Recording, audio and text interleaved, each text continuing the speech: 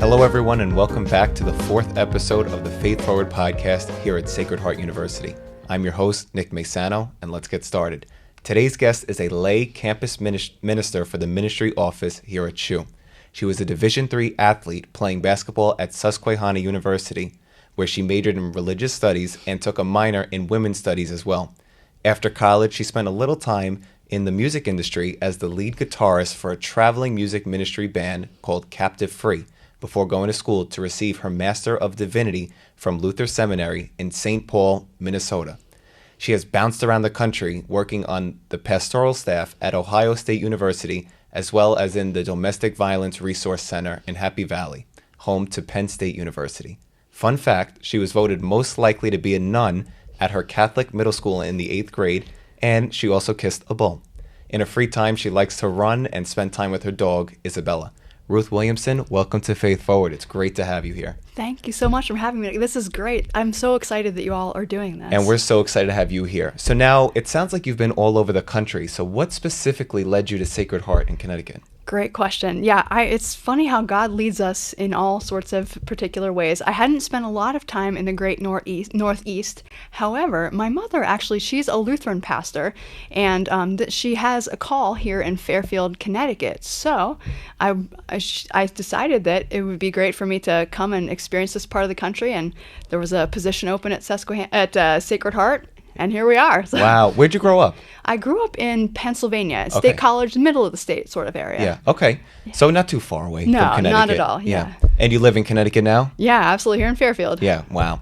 All right. So tell me about your role as campus minister at Sacred Heart. Yeah. So I've been here for a little bit over a year. And my role, some folks have different titles to their role, but my role is campus minister. And I don't have a particular title. And so that actually frees me up to support all sorts of different types of ministries that happen here. My number one role is to support students in their faith journeys, to walk with them, to help them create programming and ways to encounter God and one another. And then I do a lot of support behind the scenes for all the different events and the things that are happening to help people encounter Jesus, to encounter faith, and to grow. So you work with students of all different religions, not just Catholic. Well, yeah, I think in some ways Catholic is the number one faith tradition here at Sacred Heart, but there are lots of folks who aren't Catholic as well, so I'm happy to walk with them too. Right, that's amazing. Yeah. So now, you said you grew up in Pennsylvania, so what did your faith look like there? Yeah, so I grew up in a very small town, and it was interesting because I actually grew up in a Lutheran home. My faith tradition is Lutheran. However, I was blessed to be able to go to the Catholic schools in my area. So it was this interesting thing that I always got to experience where I was a Lutheran in a Catholic context.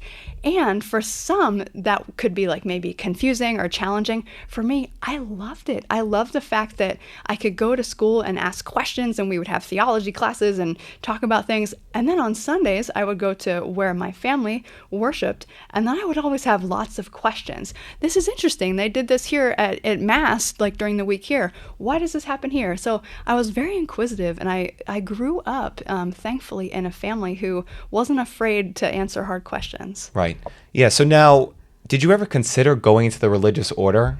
You know, it's interesting. I actually, originally when I went to seminary, I went to become a Lutheran pastor. Okay. And it's funny, so in our context, we have something that's called a deaconess, which is somewhat similar to a nun. But what's really funny about my experience is, because I grew up in Catholic school, they didn't always know what to do with me. And you know those superlatives that happen like, 8th grade or when you're ready to move on?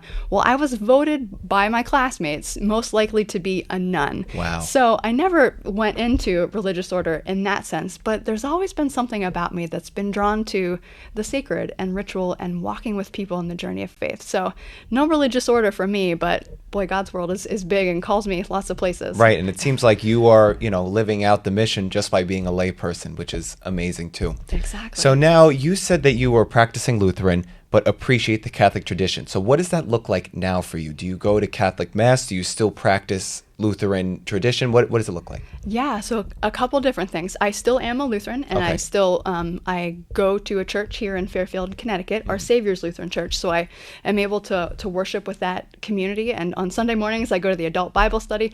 I love it because it's so intergenerational. I'm with people who are in their 90s, and so it's Wow. great to be, in your 40s and your 90s. So many ways of encountering God.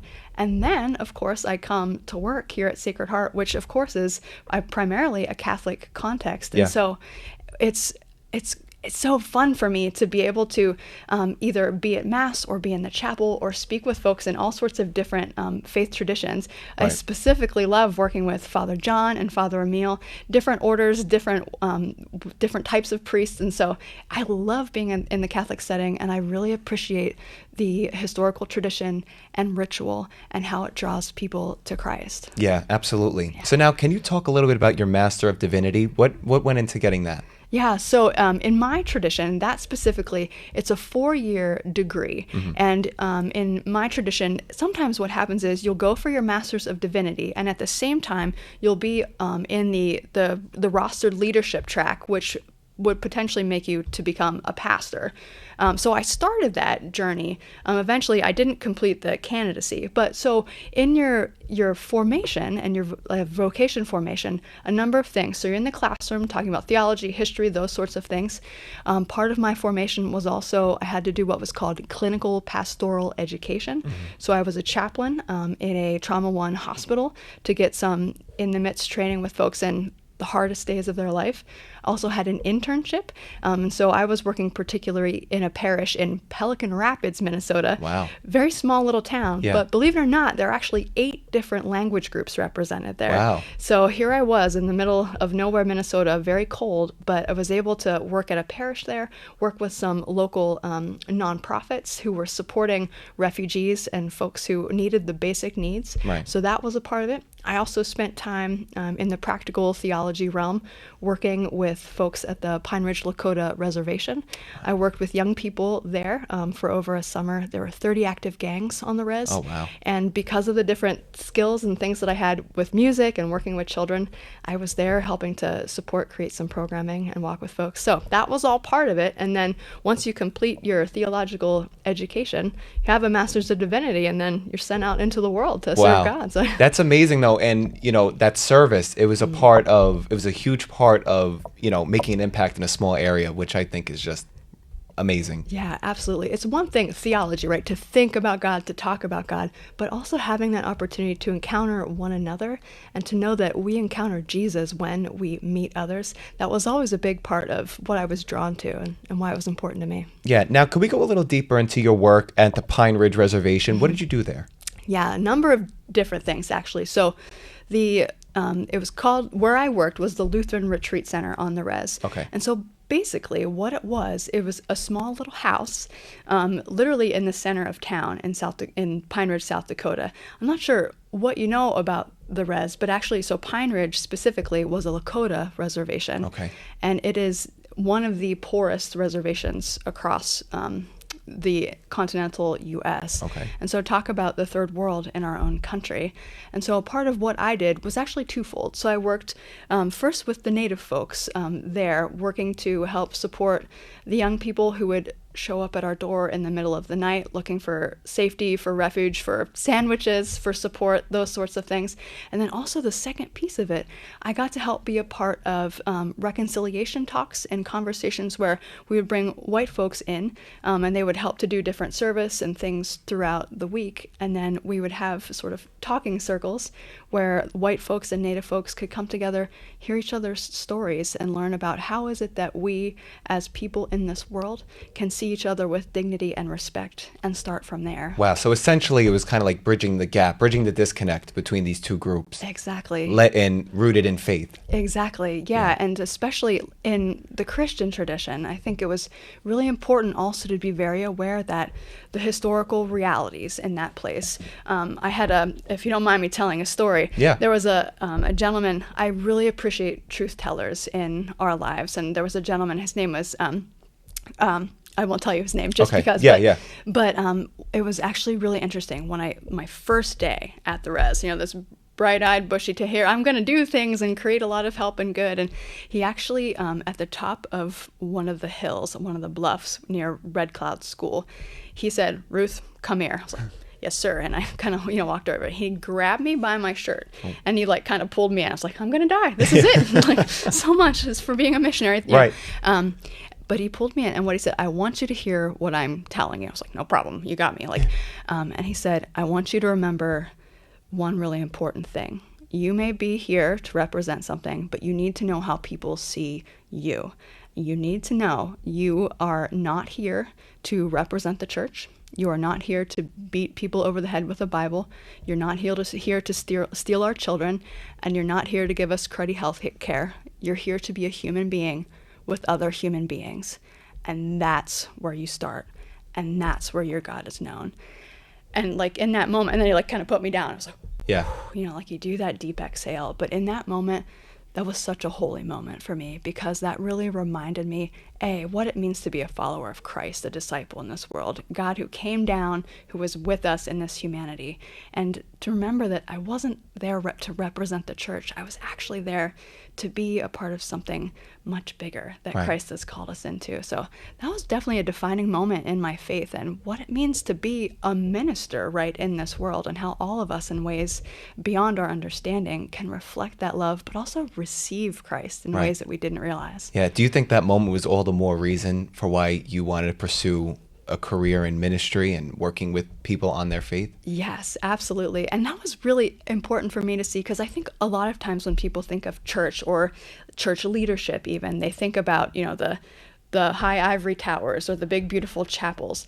I've spent most of my time actually in ditches and in the corners of society, or even when I was in campus ministry at Ohio State, we were literally situated in the middle of like a homeless encampment in some ways. So it's always sort of, I've landed in places where I would never expect. Yeah. But you know what? It's remarkable how you were able to kind of work with these people who may not have known God or who were struggling to know God, and you kind of give them that little light and be like, "He's here. I could help you. We're going to work together on working on your faith." Yeah. And the beautiful thing in those moments was that I actually probably learned more about God from them than they did from me. So I think that was always humbling. It's a beautiful trade-off. Yeah. Now, I want to talk about your band, Captive Free.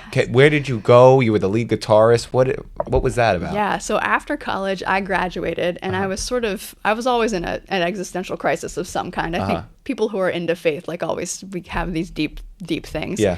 But I've played the guitar since I was 10, and that's actually been a really important part of my faith as well.